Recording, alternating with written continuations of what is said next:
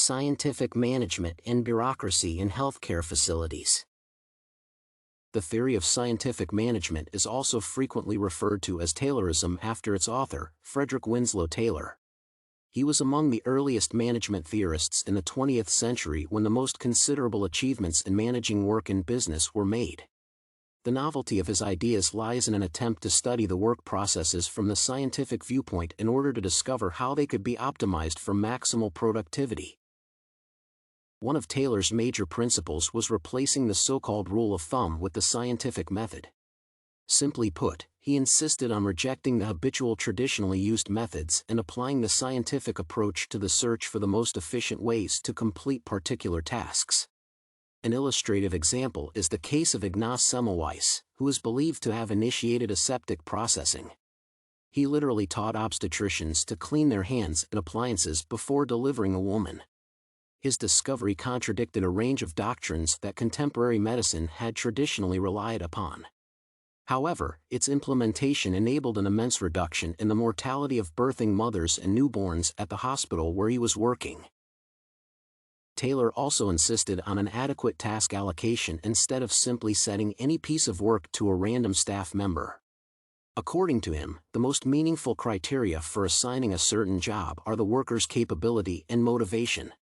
Nowadays, this principle is recognized among the key ones of a successful business, and the healthcare industry is not an exception. For instance, the province of a general practitioner is dramatically limited as a serious problem with a particular organ or system requires consulting a specialist in the respective area. An approach of that kind allows a substantial increase in treatment quality simply because a single person cannot know everything needed. Another innovation Taylor implemented was an interaction between managers and workers, who had been almost completely separated from each other before.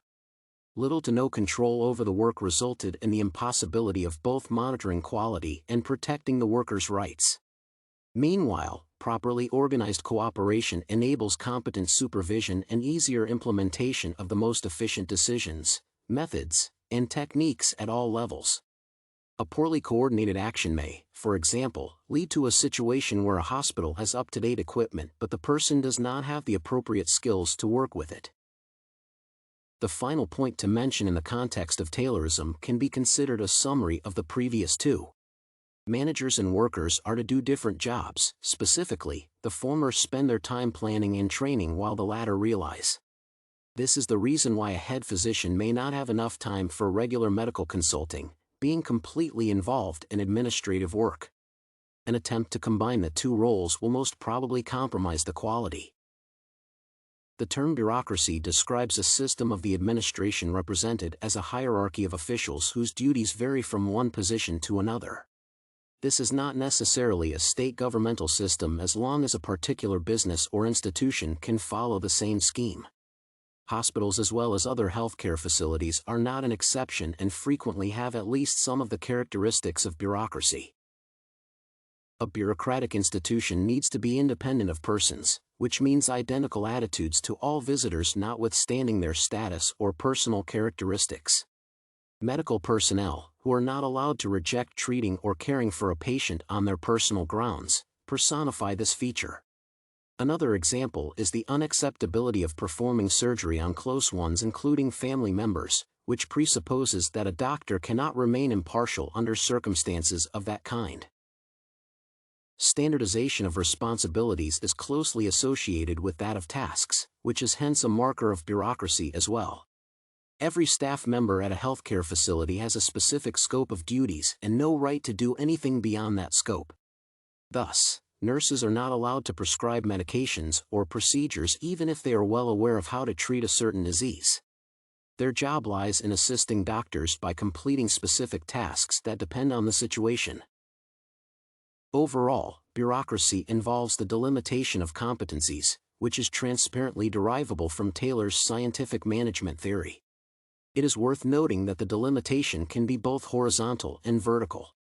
Various specializations of medical advisors exemplify the former as those advisors have similar positions in the hierarchy but different responsibilities. By contrast, nurses, doctors, and head physicians, who have different duties, also represent the different hierarchy levels. The final characteristic of bureaucracy is the principle of verifiability, or, simply put, the possibility of control and examination. For instance, all of the levels mentioned in the previous paragraph are reporting to a higher one, nurses to doctors, and doctors to head physicians. Such a system allows monitoring of the quality of work constantly, resulting in increased productivity in accordance with Taylor's theory.